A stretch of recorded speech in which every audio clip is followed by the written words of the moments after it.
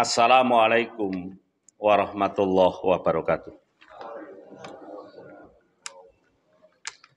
Alhamdulillahirabbil alamin wa bihi nasta'inu ala umurid dunya waddin.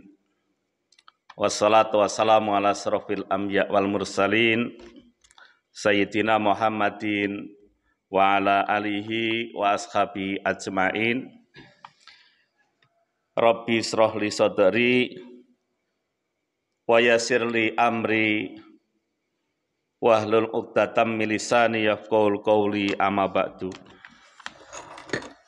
Qala Rasulullah sallallahu alaihi wasallam an Abi Hurairah qala Rasulullah sallallahu alaihi wasallam kafilul yatimi lahu aw li ghairihi ana wa huwa kahataini fil jannah wa asara malikun bisababati wal wusta. Shadaqallahul adzim. Jamaah subuh rahimakumullah. Alhamdulillah, puji dan syukur mari kita panjatkan kehadirat Allah Subhanahu wa taala yang telah melimpahkan rahmat kepada kita sekalian sehingga pada dini hari ini kita bisa memenuhi panggilan Allah, yaitu melaksanakan salat subuh berjamaah. Salawat dan salam marilah kita panjatkan, marilah kita haturkan kepada Rasulullah Muhammad sallallahu alaihi wasallam yang telah menuntun kita kepada iman dan Islam. Seperti hadis yang barusan saya bacakan adalah hadis riwayat Bukhari dan Muslim. Dari Abu Hurairah radhiyallahu alaihi wasallam, Rasulullah sallallahu alaihi wasallam bersabda, orang yang menanggung kehidupan anak yatim, maka baginya akan bersama saya di surga. Nabi mengisyaratkan dengan dua jarinya, yaitu jari telunjuk dan jari tengah. Dalam Quran surat Al-Ma'un, Allah menyatakan bahwa orang yang tidak menyayangi anak yatim, apalagi menghardiknya, maka orang itu dianggap sebagai pendusta agama. Allah berfirman, tahukah kamu orang yang mendustakan agama? Maka itulah orang yang menghardik anak yatim dan tidak mendorong memberi makan orang miskin.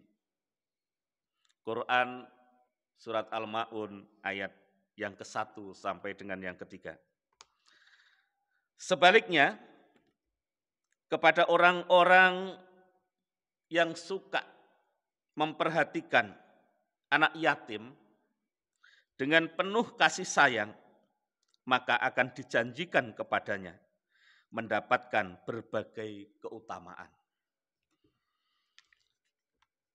Abu Darda radhiyallahu an meriwayatkan, anan Nabiyya sallallahu alaihi wasallam rajulun yasku qaswata qalbi qala atuhibbu ayyalina qalbuk wa tutraka hajatuka irhamil yatimi wamsahu ra'sahu wa at'imhu minat ta'amika yalin qalbuka wa tutraka hajatuka. Seorang laki-laki datang kepada Nabi Shallallahu alaihi wasallam mengeluhkan tentang kerasnya hati. Nabi pun kemudian bertanya, sukakah kamu jika hatimu menjadi lunak dan kebutuhanmu terpenuhi?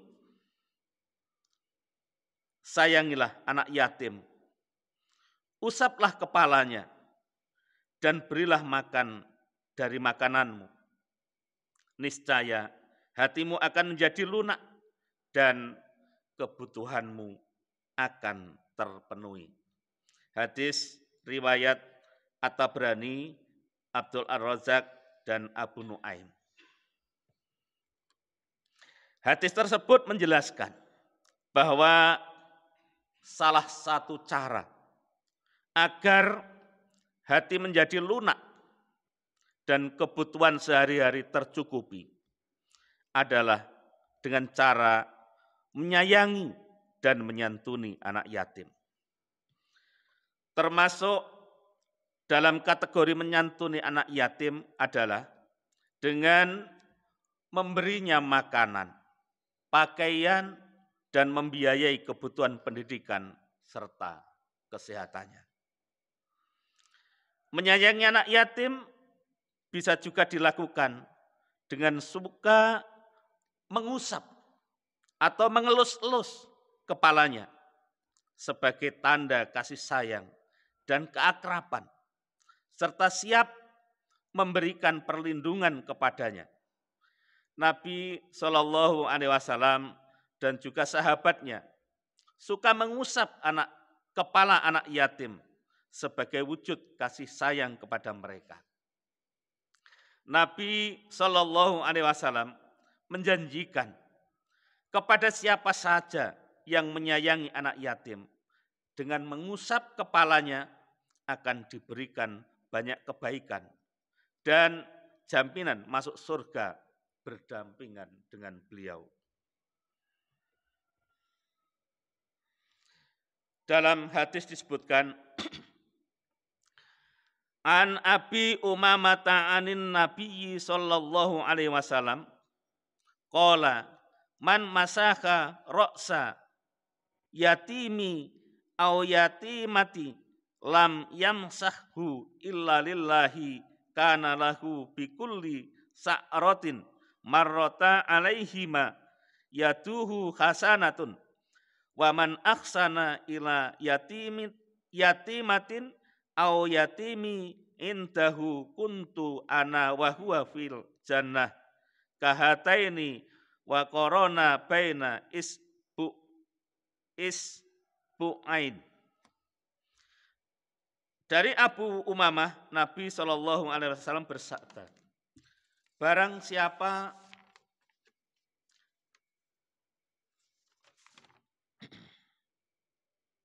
mengusap kepala anak yatim, laki-laki atau perempuan karena Allah, maka baginya setiap rambut yang diusap dengan tangannya itu terdapat banyak kebaikan. Dan barang siapa berbuat baik kepada anak yatim, perempuan atau laki-laki yang dia asuhnya, maka aku akan bersama dia di surga seperti ini. Sambil beliau mensejajarkan dua jarinya. Hadis riwayat Ahmad.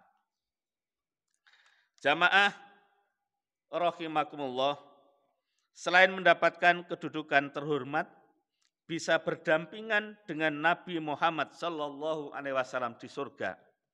Bagi orang-orang yang mau menanggung dan menyantuni anak yatim, juga akan mendapatkan hati yang lunak, tenang, tentram, mudah berempati kepada orang lain, dan kemudahan-kemudahan dalam memperoleh rizki, sehingga berbagai kebutuhan hidupnya akan dicukupi. Berikut ini saya sampaikan sebuah kisah nyata tentang orang yang menjadi kaya dan semakin dimudahkan serta diluaskan rizkinya semenjak dekat dan suka menyantuni anak yatim. Adalah seorang yang bernama Abdullah. 7 tahun Abdullah merantau dari sebuah desa kecil di Padang, Sumatera Barat menuju ke Jakarta. Tujuannya hanya satu, yaitu mencoba keberuntungan Ia berharap bahwa Jakarta yang sering hanya didengar dan disaksikan melalui layar televisi bisa mengubah garis kehidupannya. Satu-satunya andalan yang bisa ia lakukan di kota paling besar di negeri ini adalah berjualan kecil-kecilan. Abdullah memutuskan untuk berjualan makanan berupa nasi Padang khas kampungnya. Ia menetap dan tinggal di Jakarta Timur dengan menyewa sebuah tempat kecil. Ia bersyukur bahwa meskipun kecil, warung yang dia kelola tidak pernah sepi. Setidaknya dengan warung itu ia bisa mencukupi kebutuhan sehari-harinya. Merantau dari desa ke Jakarta tujuannya memang adalah untuk mengais rezeki. Tentu agar irit semuanya ia lakukan sendiri. Mulai belanja sendiri, masak sendiri, hingga melayani para pelanggannya juga dilakukan sendiri. Suatu hari di sebelah warung yang ia tempati ada musibah. Seorang bapak meninggal dunia dengan meninggalkan anaknya yang masih kecil-kecil sejumlah 6 orang dan seorang istri. Ia memperhatikan kehidupannya pasca kematian suaminya benar-benar memprihatinkan. Entahlah apa yang menggerakkan hatinya. Kala itu ia ingin membantu. Namun karena kondisinya yang terbatas, yang mungkin ia lakukan adalah memberi makan mereka secara gratis. Itu pun hanya mampu dia lakukan setiap seminggu sekali. Minggu berganti bulan, bulan berganti tahun, itu saja yang ia kerjakan tanpa tahu makna dari itu. Boro-boro hadis Nabi tentang anak yatim. Salat pun masih bolong-bolong akunya. Maklum, ketika datang dari desa, ia tak begitu mengenal makna hidup. Tidak terasa, anak-anak yatim yang dia santuni ternyata terus bertambah. Dari awal mulanya hanya 6 orang. Anak dari keluarga yang tadi terkena musibah, kemudian menjadi 9. Dan dari 9 orang, akhirnya kini anak-anak yatim itu telah mencapai 150 orang. Subhanallah. Kalau bukan Allah Subhanahu wa Ta'ala, tidak mungkin bisa menggerakkan anak-anak yatim datang ke warungnya. Setiap hari Jumat, mereka datang ke warung untuk makan bersama. Dan pulangnya diberikan amplop sekedarnya. Sering juga muncul pertanyaan dari banyak orang. Apakah dengan mengundang mereka makan, tidak menjadikan warungnya rugi? Entahlah. Kata dia, faktanya justru terbalik. Semenjak kedatangan mereka ke warungnya, rezeki yang datang menghampirinya tidak pernah habis-habisnya. Betapa tidak, dulu ia hanya menyewa warung kecil. Kini tanah dan bangunan itu sudah ia beli dan menjadi miliknya sendiri. Tidak itu saja, ia bisa membeli rumah lagi di Jakarta. Kemudian menambah beberapa warung Padang untuk membuka cabang dan memperlebar usaha. Dengan begitu, ia bisa menambah jumlah karyawan yang semakin banyak. Dan akhirnya anak, istri, dan keluarga bahkan semuanya bisa ikut hijrah ke Jakarta. Ia yakin benar bahwa semua itu karena karunia Allah semata yang dilimpahkan kepadanya. Semenjak ia dekat dan menyantuni serta menyayangi anak-anak yatim. Para jamaah salat subuh rahimakumullah. Sebentar lagi kita memasuki bulan Muharram. yang masyarakat kita terbiasa di pedesaan setiap bulan Muharram itu ada semacam ritual. Mereka mengumpulkan anak-anak yatim untuk kemudian mereka santuni. Ini adalah sebuah perwujudan dari hadis yang tadi saya bacakan. Pada bulan Muharram ini mereka dikumpulkan, kemudian para ibu-ibu atau bahkan bapak-bapak mengelus mereka, mengelus kepala mereka, merupakan perwujudan dari rasa kasih sayang kepada fakir miskin.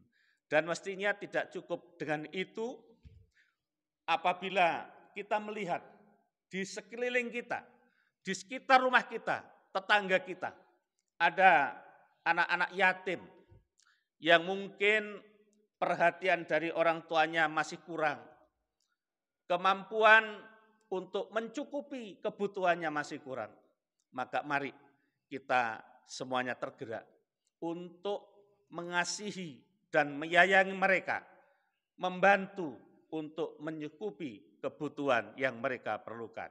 Mudah-mudahan dengan begitu kita akan dimudahkan oleh Allah, dilunakkan hati kita, dan dimurahkan rizki kepada kita semuanya. Sehingga semua kebutuhan yang kita butuhkan bisa terpenuhi. Mungkin hanya itu yang bisa saya sampaikan. Mudah-mudahan kita bisa melunakkan hati kita dengan menyantuni dan menyayangi anak miskin. Mari kita tutup dengan bersama-sama membaca doa kafaratul majelis. Subhanakallah wa bihamdika asyhadu alla ilaha illa anta astaghfiruka wa atubu ilaih. Nasru min Wassalamualaikum warahmatullahi wabarakatuh.